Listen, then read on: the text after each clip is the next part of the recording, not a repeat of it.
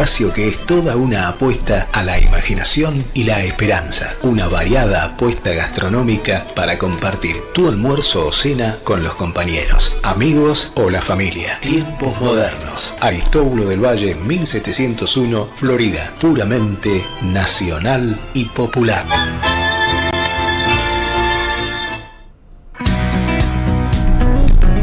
Si de podar se trata, Pachamama es garantía absoluta de seguridad. Poda en altura, arborista certificado, análisis de riesgo, podas con criterio técnico y biológico, mantenimiento estético y seguro del entorno, chipeado de ramas. Pachamama, al servicio de sus espacios verdes. @Pachamama Jardinería, 011 63 84 79 90. Impulsado por X Design.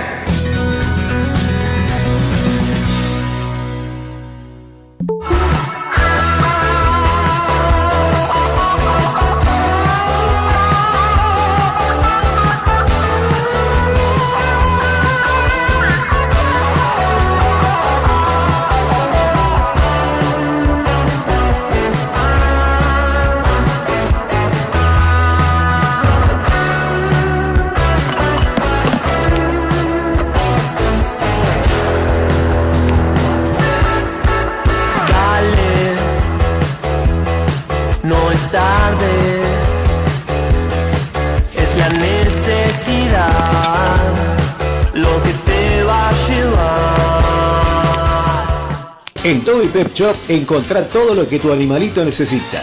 Rascadores, premios, alimentos para perros y gatos. Y hay más. Heno seleccionado para conejos, cobayos, hámster y otros pequeños roedores. Toby Pet Shop, Aristóbulo del Valle, 1607, Florida. Envío sin cargo al 11 57 15 35 67. En Bacalín tenemos un compromiso que se renueva. Seguir creciendo. Salimos al ruedo con los mejores productos del mercado nacional, que además exporta sus productos al mundo. Quesos, dulce de leche, helados, delipostres, crema, bombones, tortas. Un lugar para tu inspiración. Aristóbulo del Valle, 1545, Florida. 11 35 29 41 89. Bacalín. 90 años de orgullosa trayectoria. La Perla fue el centro de detención clandestino más grande de Córdoba durante la dictadura militar argentina. Un espacio de horror disfrazado de cuartel. Un sitio donde miles de personas fueron secuestradas, torturadas y desaparecidas. Ubicado sobre ruta 20 a pocos kilómetros de Córdoba capital, funcionó entre el año 1975 y 1979. Aquí operó el plan sistemático de desaparición de personas, a cargo del tercer cuerpo del ejército. Los detenidos ingresaban aquí, a la cuadra. Vendados, maniatados, sin posibilidad de comunicarse, pasaban los días completos acostados en colchonetas. Cada tanto se rompía el silencio cuando alguien era trasladado a la sala de terapia intensiva. Así llamaban a la sala de torturas. Electricidad en el cuerpo, golpes, asfixia, submarino en tachos de agua. La tortura tenía un solo objetivo: obtener información o quebrar a la víctima. Las mujeres sufrían violencia sexual sistemática y cuando ya no servían para los interrogadores, llegaba el traslado. Pero no era un traslado, era una sentencia de muerte. Los cuerpos de los asesinados eran escondidos en este sector de las caballerizas antes de su desaparición. Algunos fueron enterrados en fosas comunes, otros arrojados a espejos de agua o incinerados. Solo algunos pocos de los detenidos lograron salir con vida. Hoy La Perla es un sitio de memoria. Un testimonio vivo del terrorismo de Estado en Argentina. Porque el olvido no es una opción. Porque la memoria, la verdad y la justicia siguen siendo nuestro mayor compromiso.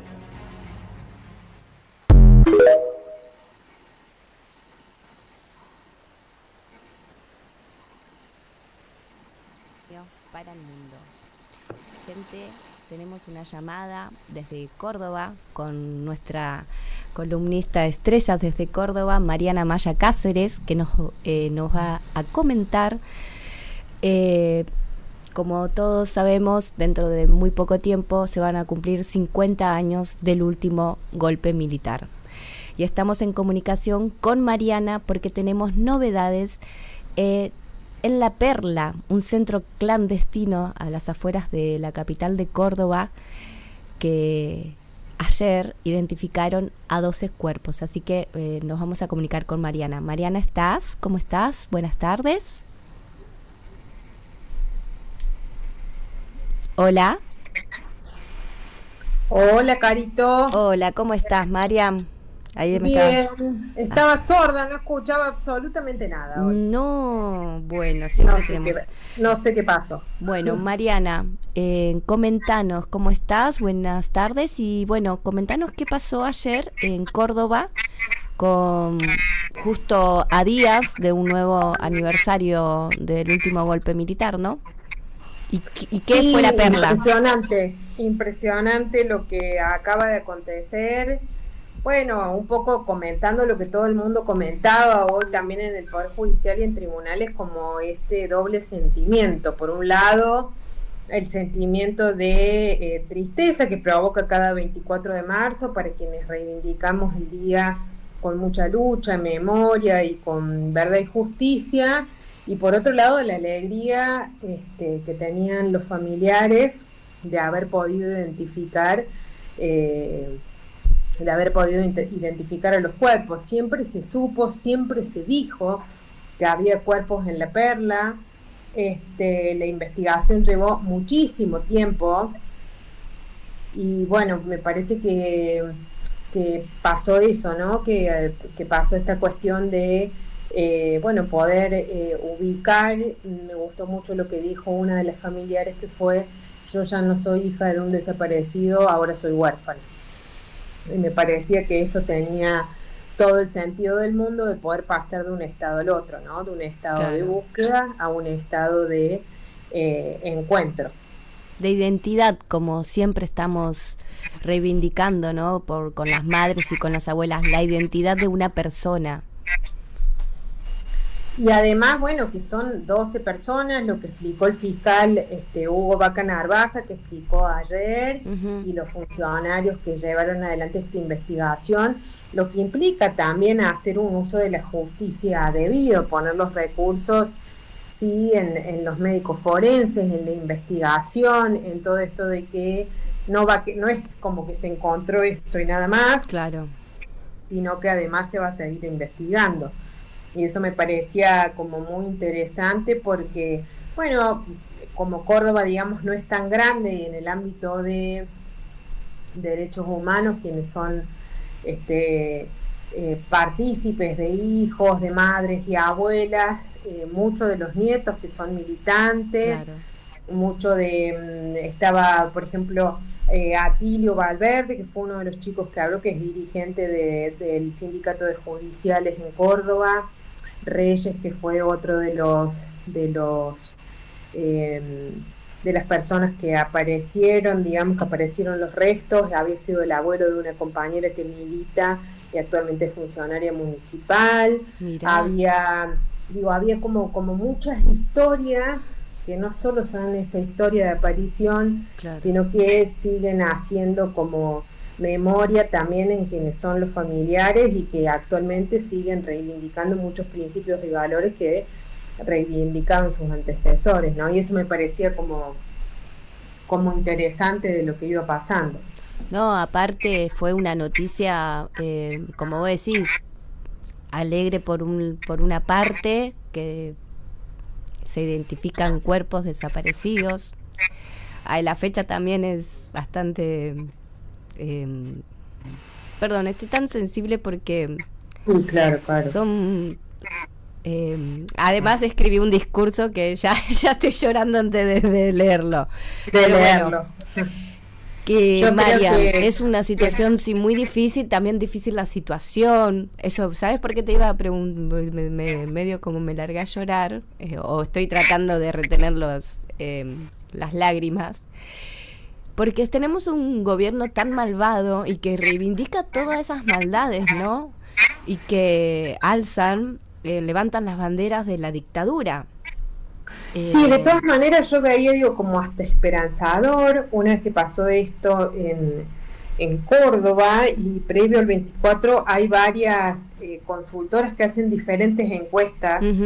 Hay una encuesta muy interesante que también es de acá de Córdoba, de Subán Córdoba, que habla de, ¿usted considera que la dictadura fue desaparición forzada, que hubo asesinatos, que fue injusta, y todo lo demás? Y creo que se ha instalado, después de muchos años de militancia, de volver a llamar a la verdad y reivindicar a las víctimas y tratar de tenerlo como una bandera a la memoria, la verdad y la justicia, y con todo el trabajo de abuelas y de madres, ha logrado instalarse en la sociedad que la dictadura no es buena, que la democracia es la única bandera que nosotros tenemos que defender, que la institucionalidad sirve. Me parece que esto de que fue tan sangrienta y tan sanguinaria también sirvió como para instalarlo. Me parece que la gente, digo, quienes reivindican la dictadura es muy poquito, es muy escasa las personas que todavía no entienden que eso se podría reivindicar. Incluso a veces a mí me da la sensación de que es como que forma parte de un discurso. No, sí. Pero viste que entre que uno dice, queda algo. Mariam, y para terminar, viste que estamos con los tiempos justos, y gracias, mil gracias, te adoro, gracias, pero no quería dejar de no comunicarme con vos porque me parece una situación y una noticia muy importante a días del último golpe militar. Una reflexión tuya y un mensaje por el 24. No, yo me quedo con mucho de las palabras que utilizaron quienes son familiares de las víctimas de la dictadura, ¿no? Yo creo que volvimos a un lugar amoroso y que de alguna forma en la vida se sigue abriendo camino para encontrarnos. Y me parece que esto de seguir la lucha, de reivindicar los espacios, de no olvidarnos, de tener, a mí siempre me gustaba esto que decía Estela de Carlotto, es decir, nosotros tenemos nuestro banquito genético para cuando no estemos nuestros nietos nos puedan encontrar. Creo que uno siempre va a la búsqueda y al encuentro de lo que reconoce como propio, entonces me parece que esos son lugares que ya nos pertenecen como sociedad, y que me parece que sí tenemos que tener presencia en la calle, sí tenemos que hacer mucho ruido, sí tenemos que marchar. En mi familia nosotros marchamos todos juntos en familia, me parece que es un día para ese tipo de marchas. Totalmente. E incluso hay gente que va por primera vez, ¿no? A una marcha del 24 de marzo, después de 50 años va por primera vez. Qué loco. Y eso de seguir abriendo como puertas también me resulta esperanzador. Sí, totalmente, por muchas más Eves, Carlotos, Tati, todas las abuelas de Plaza de Mayo, las madres que gracias a ellas pudimos volver a tener también identidad, porque nos querían arrancar la identidad argentina. Así que bueno, pero ahora también vamos a tener un llamado con el presidente de la Fundación en Villa Manuelita y escritor y historiador Daniel Di Giacinti. Así que bueno, Marian, te mando un beso, pero no quería dejar de pasar esta noticia que ayer pasó en Córdoba. Así que bueno, muchas gracias. No, por favor, Carito, y espero tu lectura, y por supuesto me quedo terminar de escuchar el programa. Gracias, Marian, te quiero, gracias. Bueno, mientras nos vamos comunicando con Daniel, así me avisan, vamos a poner un audio de aquella época hasta que estemos en contacto con Daniel.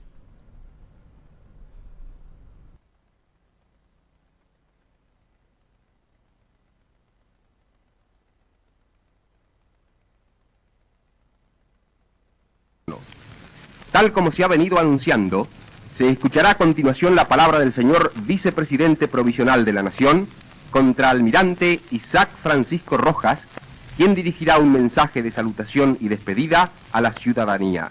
Habla el contraalmirante Rojas. Compatriotas, va a cerrarse un capítulo de la historia de la patria. La revolución libertadora que triunfó en septiembre de 1955 entregará el gobierno asumido con carácter provisional a las autoridades libremente elegidas. Estas palabras son portadoras del saludo y la despedida de un ciudadano a todos sus hermanos argentinos y a todos los hombres del mundo que han venido a esta tierra para cobijarse bajo la bandera azul y blanca, símbolo de paz y libertad. Cuando se inició la lucha armada contra la segunda tiranía, mis camaradas me pidieron, haciéndome un altísimo honor, ocupase un puesto en primera fila. Y hoy puedo repetir con orgullo las palabras que expresé el 25 de septiembre de 1955, las que permanentemente recordé para ubicarme dentro del gobierno provisional, frente a mis compañeros de las Fuerzas Armadas y la civilidad. Dije entonces, toda la Marina salió levantada por el espíritu que la animaba. Lo único que yo hice fue levantar la bandera que ellos entregaron, conducir toda la flota al Río de la Plata y volcarla en unión del ejército y de la aeronáutica a la reconquista de la libertad que el país estaba necesitando. En estas palabras de despedida no advertiréis ese dejo de melancolía que enternece los alejamientos humanos. Antes bien, quizás me sea difícil ocultar la orgullosa satisfacción que templa mi espíritu al culminar más de 2 años y medio de esforzada labor. La revolución ha cumplido, empeñó su palabra, fijó sus fechas, restituyó el Estado de Derecho en cuanto estaba a su alcance, desmanteló el aparato totalitario, moralizó la función pública, rehabilitó los valores culturales y espirituales, rescató el prestigio internacional y devolvió a la patria la fe en su futuro grandioso. Se olvidó a veces de sí misma, y este es otro de sus méritos, en aras de la rápida normalización del país. Desarmó odios y venganzas, no persiguió, no acosó, ni castigó injustamente a nadie, no recogió agravios, ni alimentó rencores, y olvidó todas las ofensas. Quiso ser tan justa y humana como les fue posible a quienes debieron juzgar y sancionar a hermanos que habían delinquido contra la patria. Si no lo logró siempre, en la medida que concitara la aprobación general, no es suya la culpa. Ella fue una idea y un movimiento que tuvo que progresar y defenderse, y muchas veces chocó contra intereses y ambiciones particulares o de sectas y círculos. Si alguna vez fue dura y bramó iracunda, no se regocijó en su cólera, antes bien sufrió el dolor que provocó su brazo justiciero. Elevando su mirada por sobre las turbulencias y pasión. Bueno, hola, Daniel. Hola, Daniel, ¿me escuchás? Chicos, yo no lo estoy escuchando a Daniel. Yo te escucho. Ay, ahora sí, Daniel, ¿cómo estás? Muy buenas tardes, Daniel, ¿cómo estás? Muy bien, muy bien. Bueno. Gracias, Carita, por tu llamado en este día tan especial, ¿no?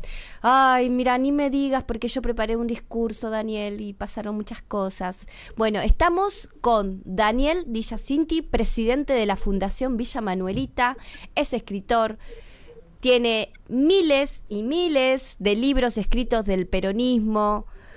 Vamos a nombrar algunos porque a mí me encanta. Vamos a nombrar algunos como autor de libros de El Retorno, Perón Presidente, la batalla cultural del peronismo. Mira, de lo que vamos a hablar más o menos hoy también, ¿no? Un poco.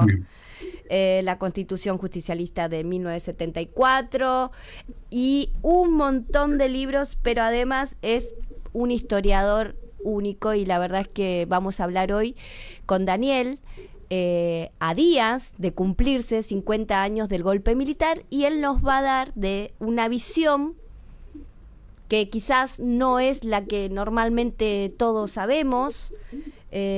Así que, Daniel, ¿cómo estás? Y empezamos. Cuando vos quieras.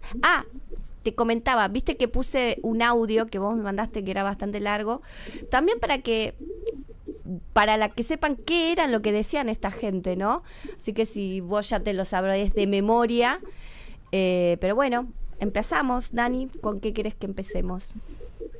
Bueno, primero estuve escuchando con atención lo de Córdoba y la verdad que me alegra muchísimo que este grupo de familias puedan comenzar su duelo. Yo pasé personalmente por esa instancia y sé lo que es recuperar, digamos, los cuerpos de los compañeros desaparecidos.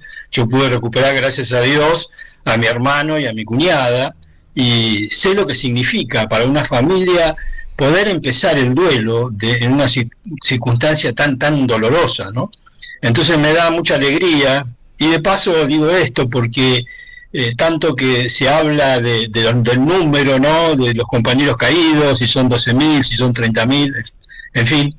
Yo digo ya que les interesa tanto el número final a mucha gente, ¿no? Sí. Que sería útil que utilicen todos los esfuerzos que tienen y todos los contactos que tienen para pedir las listas a los criminales que todavía viven, ya que es la única forma de saber el número exacto de compañeros. Yo también quiero saber cuántos compañeros son los desaparecidos y dónde están.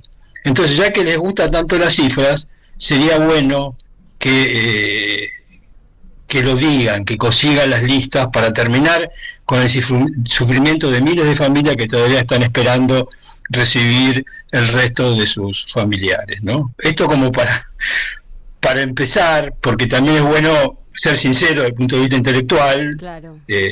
Yo tengo esta instancia personal para que la gente sepa desde dónde uno habla, ¿no?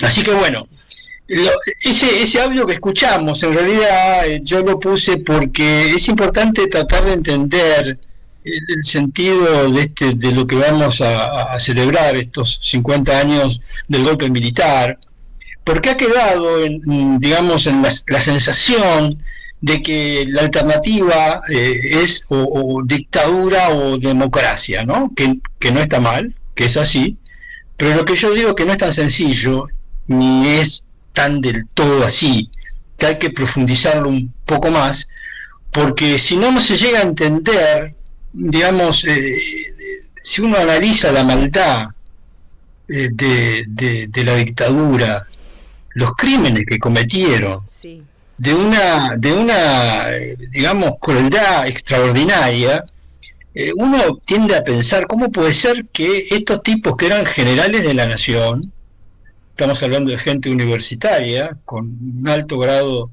de desarrollo intelectual, muchos de ellos confesores de misa diaria, hayan terminado transformándose prácticamente en una banda delincuente que utilizó de forma cobarde, además, el Estado, con todo el poder que ello implica y que nos pertenece a todos, para llevar adelante estos hechos barbáricos, ¿no?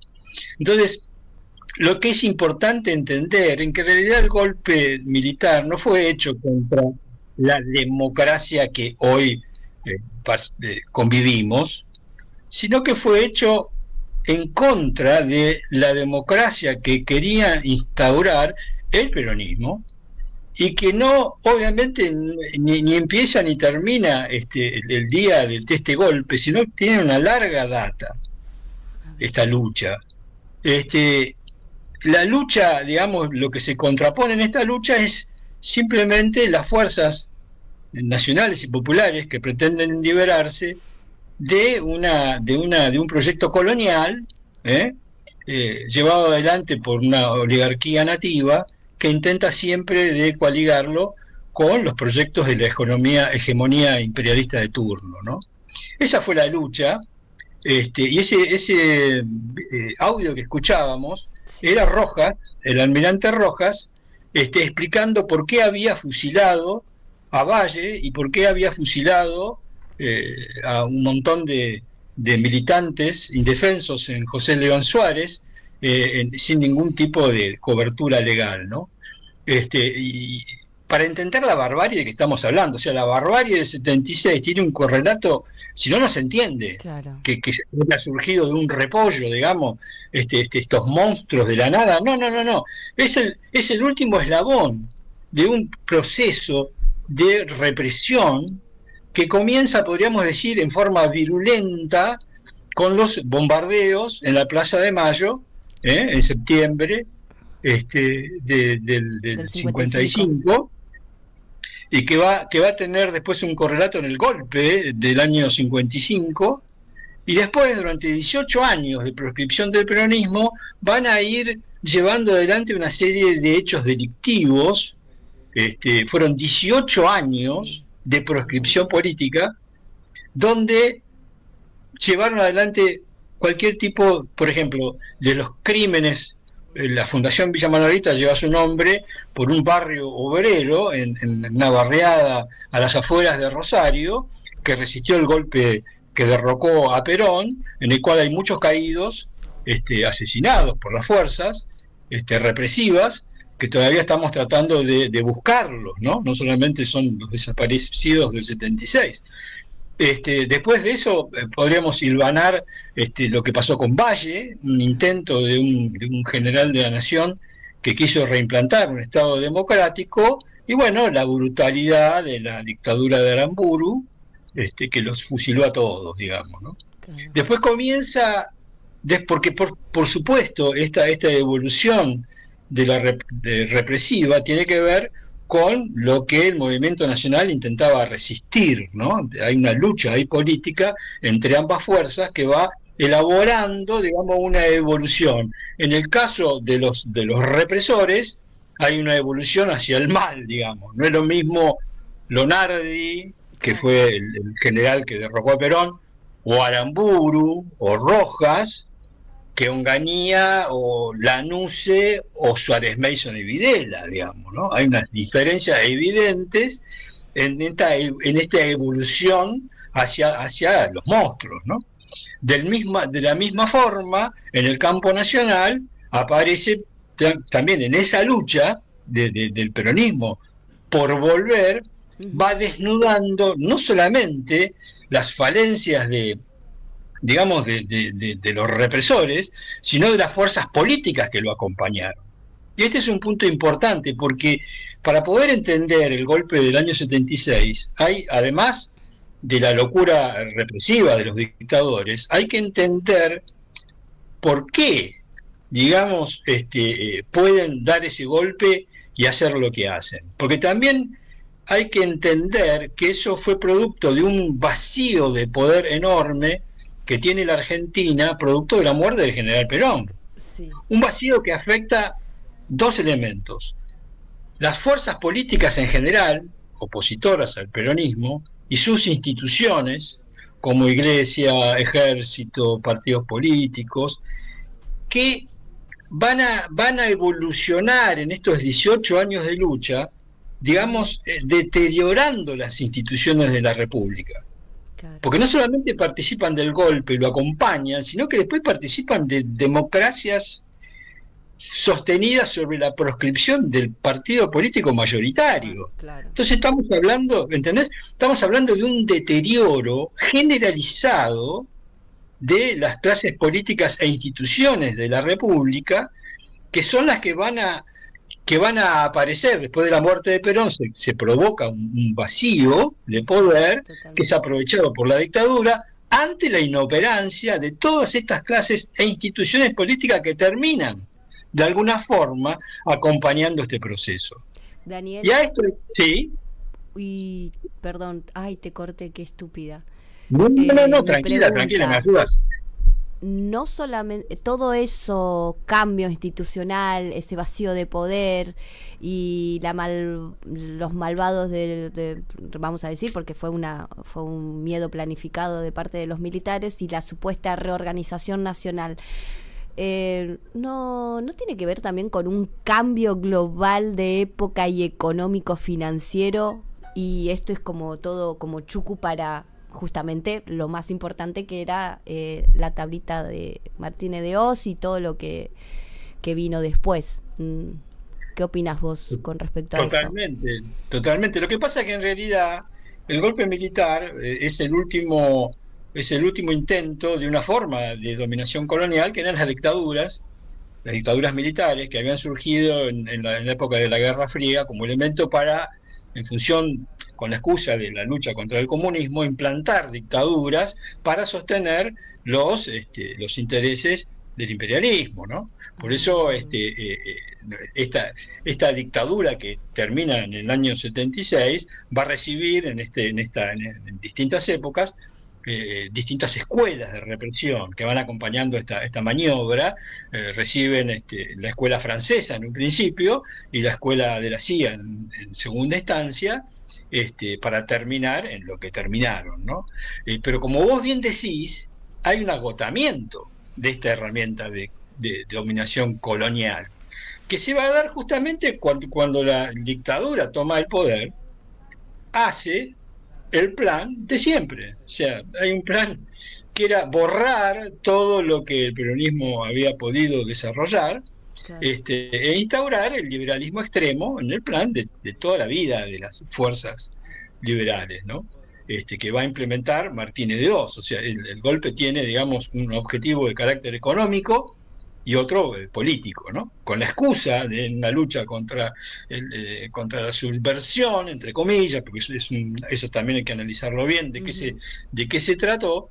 Existe la idea de poner en marcha un nuevo plan de dominación colonial, que se tiene que poner en marcha justamente porque esta dictadura se va a la dictadura militar no la ha hecho nadie.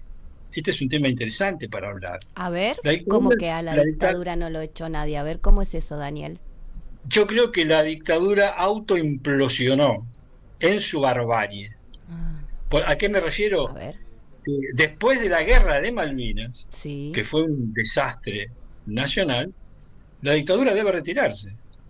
Pero no fue por la lucha, hay que ser sinceros, no fue la lucha del movimiento nacional organizado, porque acá falta un último elemento que es importante para el análisis, que además de lo que dijimos de las fuerzas opositoras al peronismo, el peronismo después de la muerte de Perón,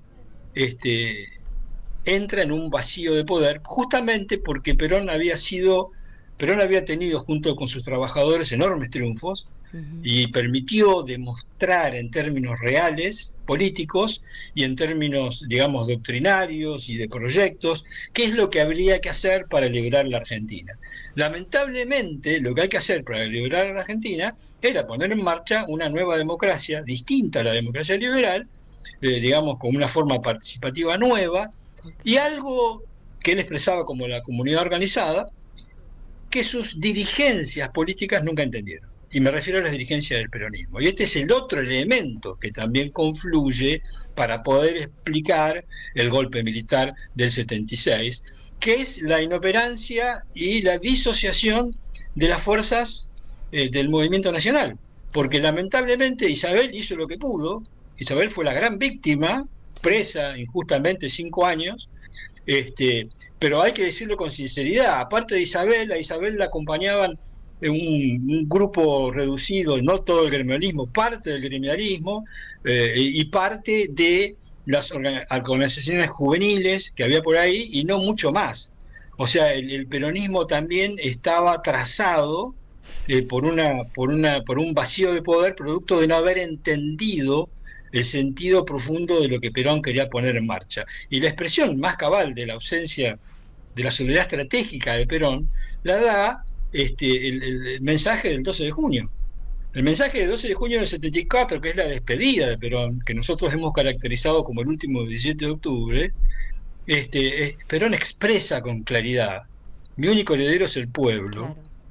Y hay algo de, ¿cómo te puedo decir? Hay un dejo de tristeza en esa apreciación, porque lo que está diciendo Perón es: muchachos, después de mí se acabó.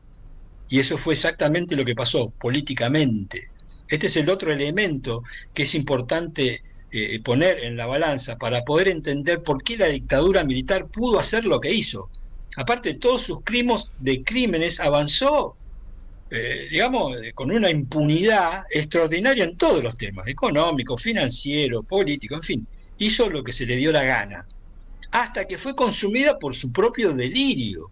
Por eso cuando provocan la guerra de las Malvinas, ese hecho los lleva a la autodestrucción. Claro.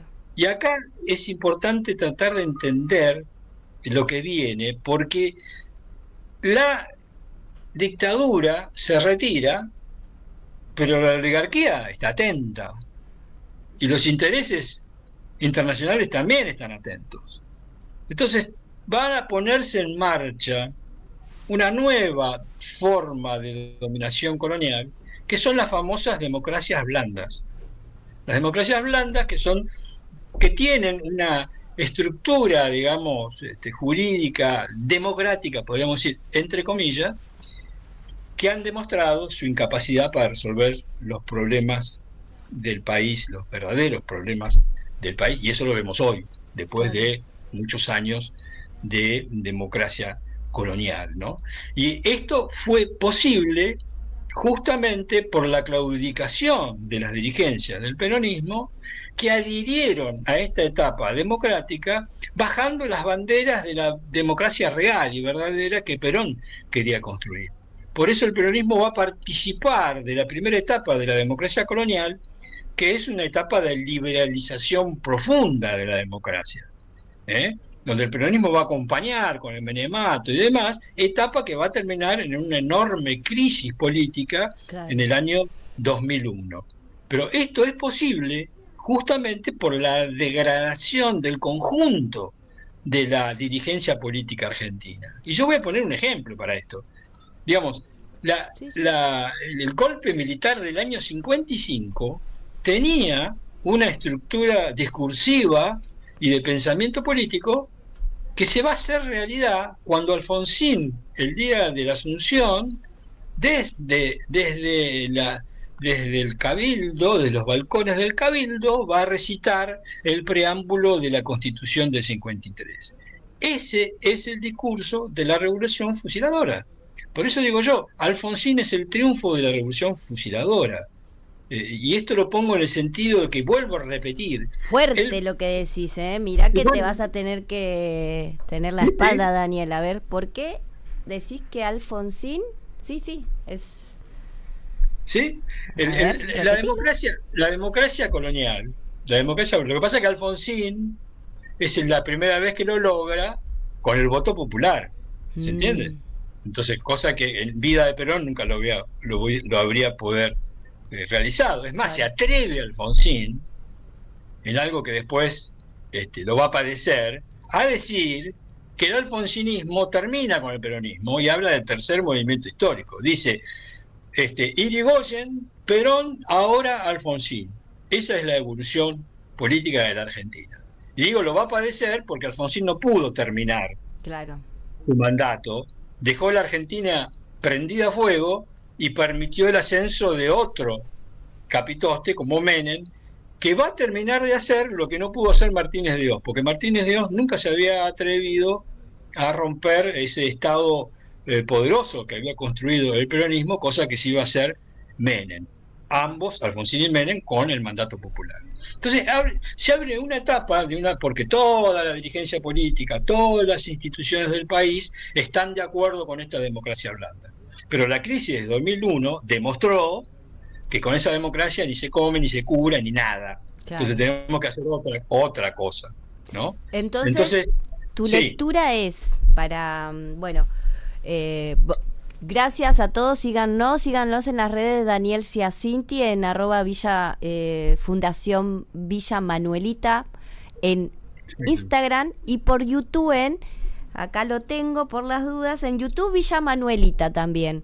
Ahí hay un montón de videos interesantes, historias, anécdotas, unas clases magistrales de Daniel, así que síganlo en las redes. Entonces, Daniel, vos decís que el estallido del 2001 es una consecuencia desde antes de la supuesta democracia que han luchado, que ahora me dejas pensando, tenés razón, porque los militares en sí se fueron, nadie los sacó, se fueron porque ya el pueblo se había dado cuenta, ese falso nacionalismo que hicieron sentir al pueblo porque además también le robaron y le mintieron al pueblo también los militares, porque ¿a dónde están esos alimentos, esas joyas, todo? Hay que, la verdad, que debatir con verdad, porque ahí también, mira, como vos decís que los militares no lo sacaron, sino que se fueron. Y se fueron con las arcas llenas, porque yo no he nacido todavía en el 83, en el 50 y, no, perdón, en el 82 y en el 83. Pero he leído mucho. Y todo lo que hicieron esa gente, ¿dónde están todas las cosas esas? Porque yo en tus videos también he visto, pero la Plaza de Mayo pidiendo por los chicos, ganamos, y toda la mierda que siguen habiendo de estos mercenarios de los medios de comunicación.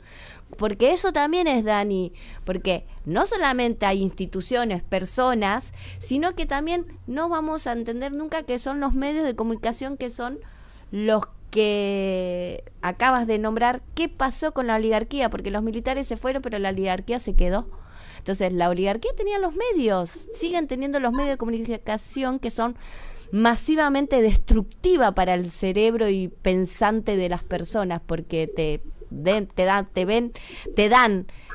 te hacen ver una realidad que no es. ¿Cómo se lucha con eso, no? Porque ahora esto, como tenemos vos y yo, podemos dar unas clases de 2 horas, 3, pero viste que ahora los chicos es 60 segundos, menos de 60 segundos en TikTok. Pues preguntas, Perón es esto, ¿y dónde lo viste? En TikTok. No, amigo, agarrás un libro, te pido por favor. Son recortes constantemente, ¿no? ¿Cómo hacemos? Perdón, me fui de tema. Del 74, consecuencia de las consecuencias del 2001. ¿Cómo sigue hoy en materia de justicia, de buscar la verdad, más allá de que vimos ayer una linda noticia en La Perla? ¿Y cuál es tu opinión a 50 años de este golpe cívico-militar, Daniel? Bueno, después de la crisis del 2001 viene una recuperación del movimiento nacional, porque con el kirchnerismo deja de lado, termina con la etapa de la liberalización de los procesos políticos argentinos y pone en marcha una nueva experiencia donde intenta recuperar las banderas históricas del peronismo desde el Estado y genera un gran proceso de recuperación histórica y política del peronismo, que va a encontrar un límite porque vuelvo a repetir, sigue sin entenderse todavía qué es lo que Perón quería construir. Entonces seguimos haciendo política como liberales, ¿no? Tenemos un discurso pro-peronista, entonces queremos hacer un montón de cosas, pero finalmente, como el poder lo armamos como liberales, nunca tenemos el poder para realizarlo. Entonces terminamos generando discursos sin soluciones reales y después vienen los rechazos, porque en realidad la segunda etapa de este proceso, post-Malvinas, podríamos decir, o de dictaduras blandas, de democracias blandas o democracias coloniales, va a tener una segunda etapa que yo caracterizo como la etapa progresista.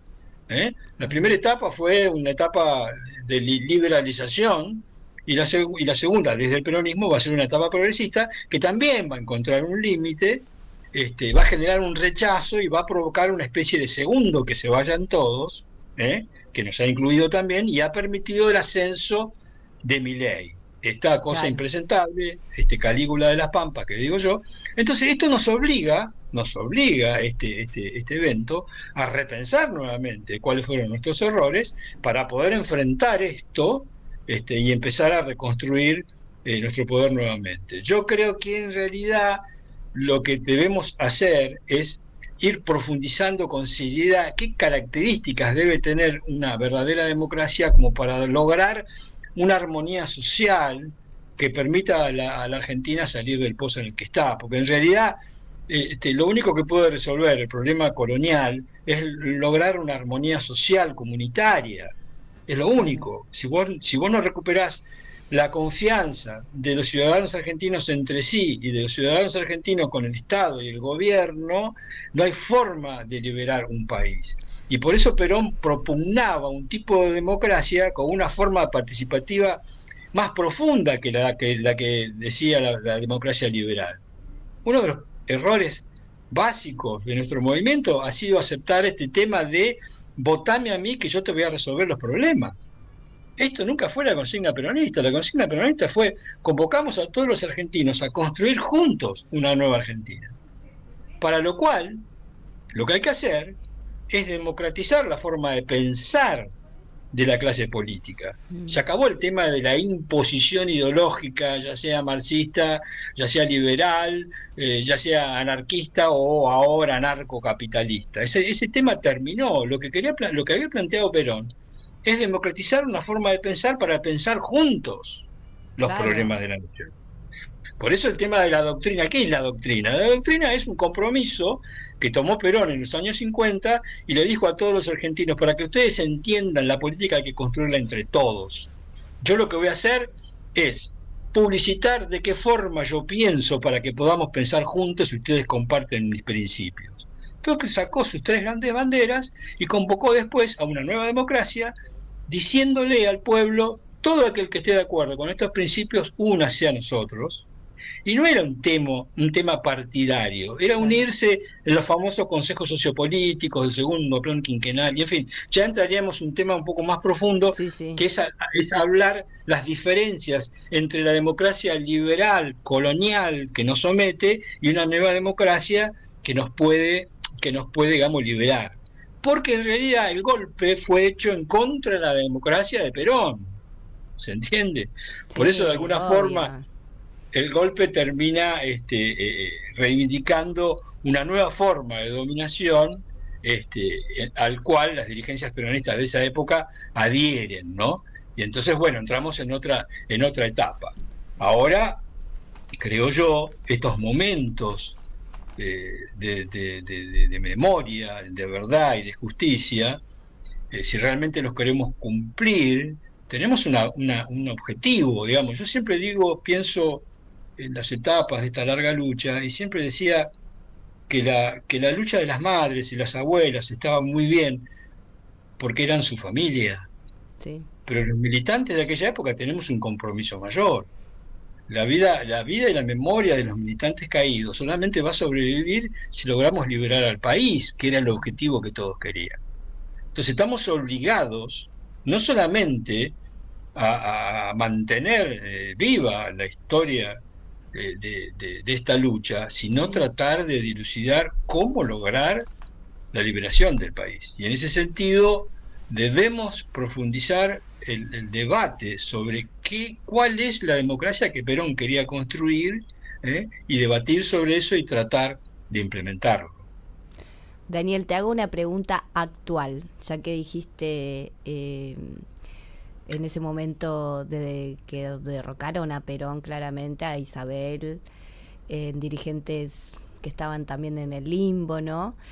Hoy, en la actualidad, ¿hay un vacío de poder en el peronismo? Absolutamente.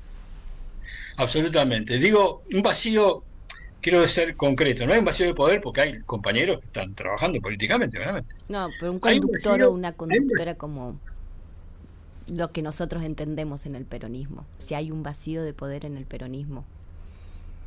Hay un vacío de conducción política porque no hay proyecto estratégico. Digamos, todos los proyectos políticos del peronismo navegan dentro de la estructura de la democracia liberal. Por ejemplo, todos los peronistas están sacando cuentas de qué va a pasar el 2027 y el objetivo es ver cómo llegamos bien al 2027. El objetivo del peronismo no era ganar una elección. El objetivo del peronismo era liberar al país.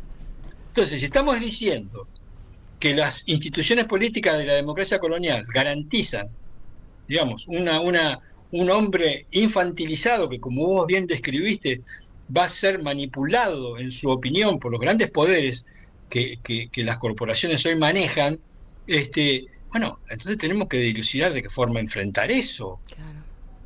Entonces, por eso yo insisto desde la Fundación, hay que hablar de que no hay una sola democracia. Hay una democracia que te puede colonizar y una democracia que te puede liberar. Entonces, una vez que definamos eso, organicémonos políticamente para dar cualquier batalla electoral, la que se te ocurra, no importa.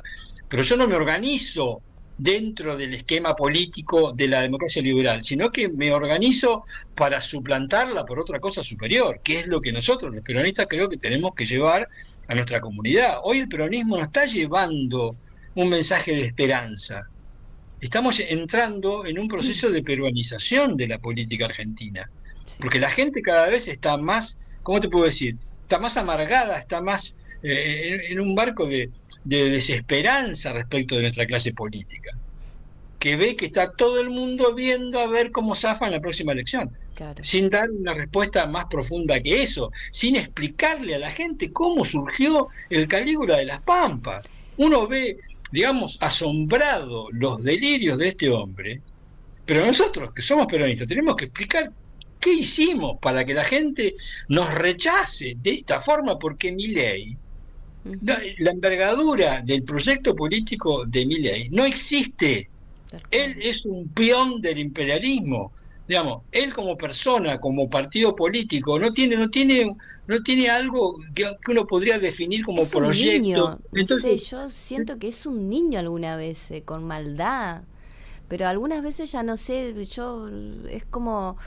Lo vi en el discurso, obviamente hizo su show para atraer en el Congreso, pero después pone esto, boludeces en redes sociales, pero evidentemente, Daniel, a la gente le gusta eso.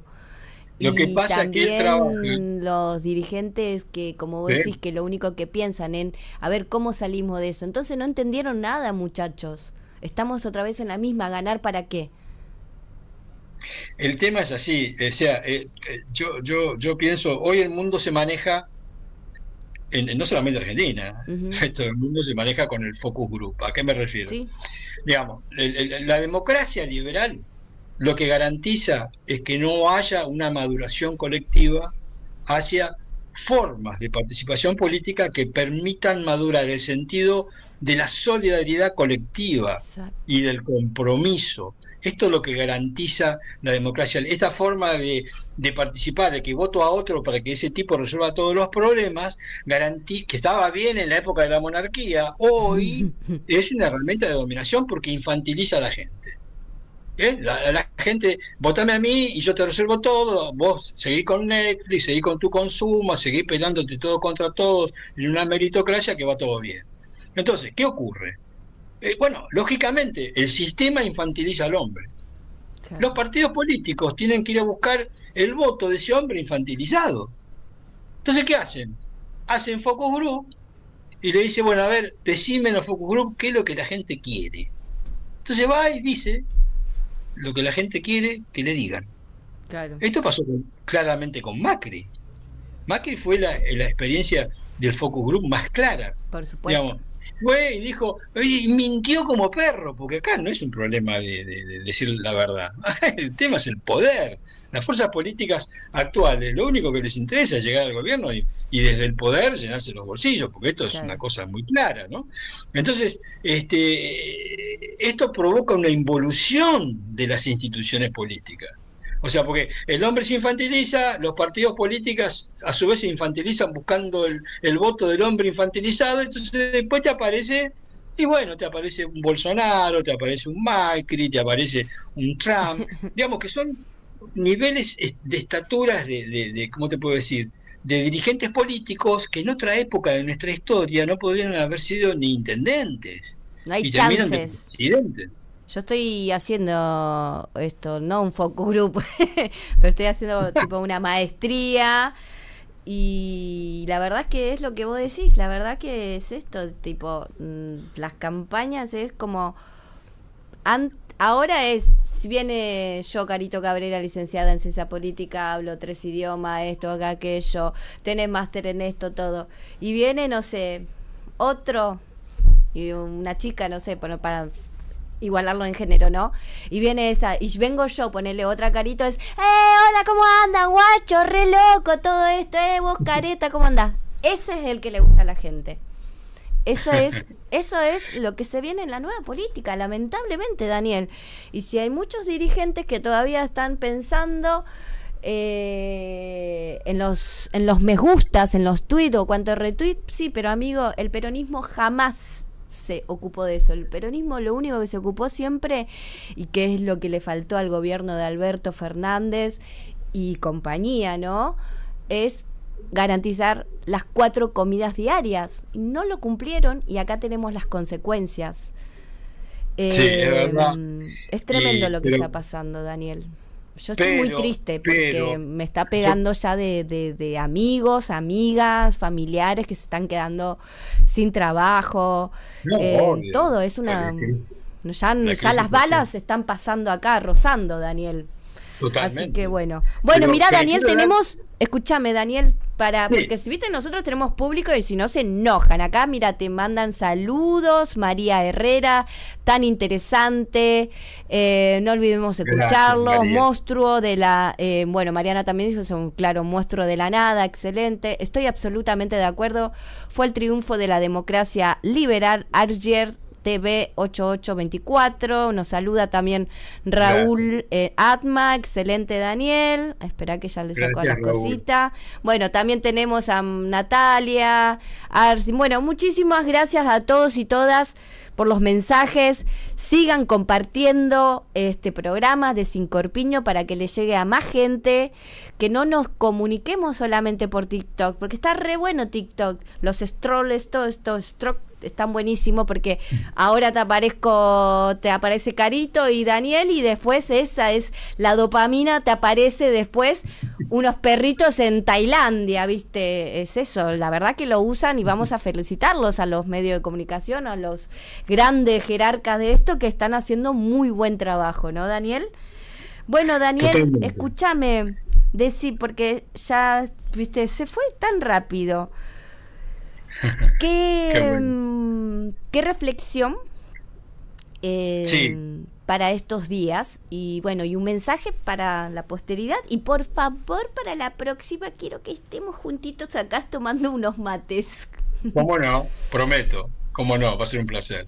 No, como mensaje, yo quiero llevar una esperanza a todos los compañeros que ven tu programa. Yo sé que son todos compañeros peronistas o cercanos al peronismo. Sí, pero queremos salir de esa lógica. Mirá que yo traigo un montón de otra gente también. Algunos no quieren venir, pero yo los retrato, los voy a tratar a todos por igual. Exactamente, ese es el trabajo. Y bueno, lo que yo les digo a estos compañeros, yo estoy convencido de que Perón es un hombre del futuro. Él fracasó porque era un hombre del siglo XXI en el XX. Bueno, estamos en el XXI, es el momento. Hoy en el siglo XXI lo que Perón quería poner en marcha se va a poder entender. Claro. Y yo veo que hay una evolución positiva. Por ejemplo, yo he dado clase a todos los grupos juveniles que se te ocurren en la época de Néstor y de Cristina también, obviamente, y los que empezaron con la CLO hoy son post la CLO y son más de comunidad organizada, y veo toda una evolución hacia el peronismo.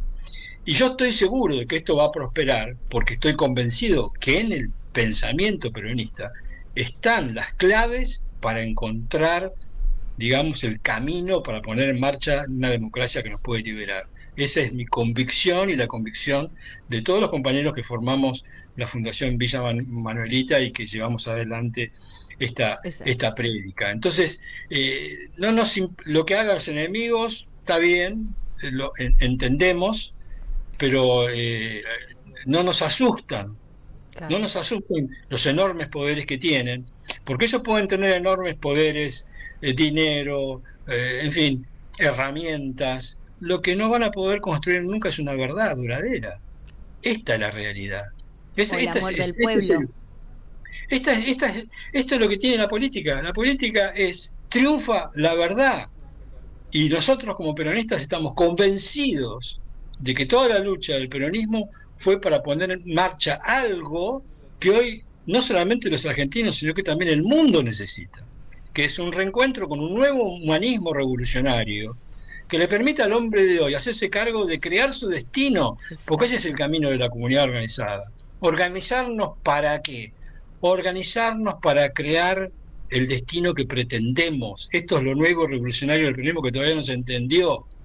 No sabemos cómo va a terminar el peronismo, para ponerlo en términos ideológicos, si con la socialización de los medios de producción o con la patria mileísta. No lo sabemos ni nos interesa. Lo único que queremos es organizar al pueblo para que decida qué es lo que quiere hacer y crear una democracia distinta. Sí, totalmente. Gracias, Daniel. Sabés que mientras vos hablabas, estaba pensando, yo leí La Comunidad Organizada 2 o 3 veces, ahora mañana me van a decir burra, ¿no? Pero porque es compleja y es espiritualmente muy acogedora, porque no solamente te llena espiritualmente y espiritualmente, intelectualmente también, sino como individuo y después pensando en esto, lo que es una comunidad organizada en lo colectivo, nunca en lo individual. Así que me estaba pensando que tendrías que tener una sección acá en Sin Corpiño de unas clases específicas de los capítulos de la comunidad organizada. Bueno, Daniel, te mando un abrazo grande. Ahí ya me están corriendo, me corren por atrás con los minutos. Y te agradezco muchísimo. Muchas gracias por este especial a 50 años del golpe militar. Y bueno, ahora voy a leer algo que escribí y espero no quebrarme porque estamos todos muy sensibles. Y bueno, que viva las madres y las abuelas de Plaza de Mayo, que por ellas estamos acá, que nunca se olviden. Cuando usted tenga ganas de bajar los brazos, mire a una abuela y luche como una abuela. Un abrazo grande para Estela, que la tengo muy en mi corazón. Sí. Y un beso a mi vecino Iñaki, que lo conoce a Estela. Así que, Iñaki, un besito. Bueno, muchas gracias y nos vemos muy pronto. Gracias a vos. Chao, querido. Bueno, para cerrar, espero que no quebrarme, pero yo algunas veces también de vez en cuando escribo y con cositas muy específicas. Y no soy muy buena escribiendo, así que si alguna palabra o algo me resulta...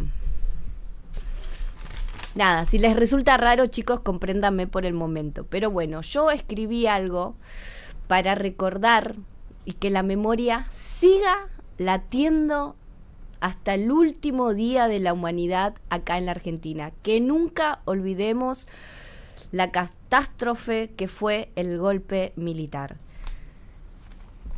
A 50 años del golpe militar, memoria que late. Hay fechas que no se miran en el calendario, no, se sienten en el cuerpo. Y eso es un 24 de marzo de 1976. El día que la democracia se apagó y empezó el plan sistemático del miedo. Las Fuerzas Armadas derrocaron al gobierno constitucional democrático de Isabel Perón. Y lo que vino después fue terrorismo de Estado en su forma más brutal. Torturas, secuestros, censuras, bebés robados, apropiados, militantes desaparecidos, obreros desaparecidos en sus fábricas, entregados por sus jefes. Familias totalmente rotas. Una maquinaria pensada para disciplinar a toda la sociedad, para que el silencio gritara más fuerte que cualquier protesta. Pero no pudieron. No pudieron con las madres caminando en ronda. No pudieron con las abuelas buscando identidad. No pudieron con una sociedad que, incluso con miedo, aprendieron que la memoria es una forma de justicia. Hoy, en días, en la Argentina, 50 años, no vamos a recordarlo con nostalgia. Lo vamos a recordar con responsabilidad. Porque cada Día Nacional de la Memoria por la Verdad y la Justicia es un pacto colectivo. Son las familias enteras en las plazas de Mayo. Generaciones enteras agarrados de la mano.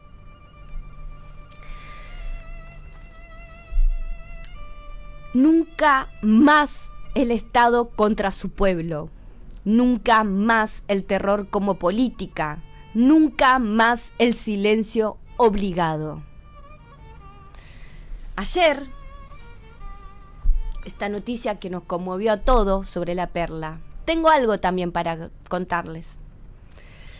Un lugar clandestino donde el Estado escondía lo que hacía. La Perla, a las afueras de Córdoba, era un lugar clandestino donde personas vendadas, atadas, torturadas, desaparecidas, historias interrumpidas, sueños arrancados, vidas reducidas a un número, a un Excel. Hoy ese lugar es memoria viva, porque los espacios también guardan verdad. Y cuando la verdad aparece, estremece. La perla, cuando la tierra habla. Porque los espacios también guardan verdad. Y la identificación reciente de estas 12 personas en ese predio no es solamente un dato forense. Es una mamá que después de 5 décadas puede llorar con certeza. Es un nombre que vuelve a existir, ya no está más NN, ya no es más un desaparecido. Es una identidad recuperada. Argentina tiene ley de identidad. El trabajo inalcanzable del equipo argentino de antropología forense transforma estos restos en historia y ausencia de verdad. La ciencia abrazando a los derechos humanos, la memoria encontrando cuerpos, porque el tiempo pasa, pero la verdad insiste. Y en un país que busca a sus desaparecidos, es un país que no se va a resignar al olvido. Nunca más. En Sin Corpiño le decimos claro, la memoria no es pasado, es presente organizado y es futuro con justicia. Hasta el jueves que viene. Muchas gracias.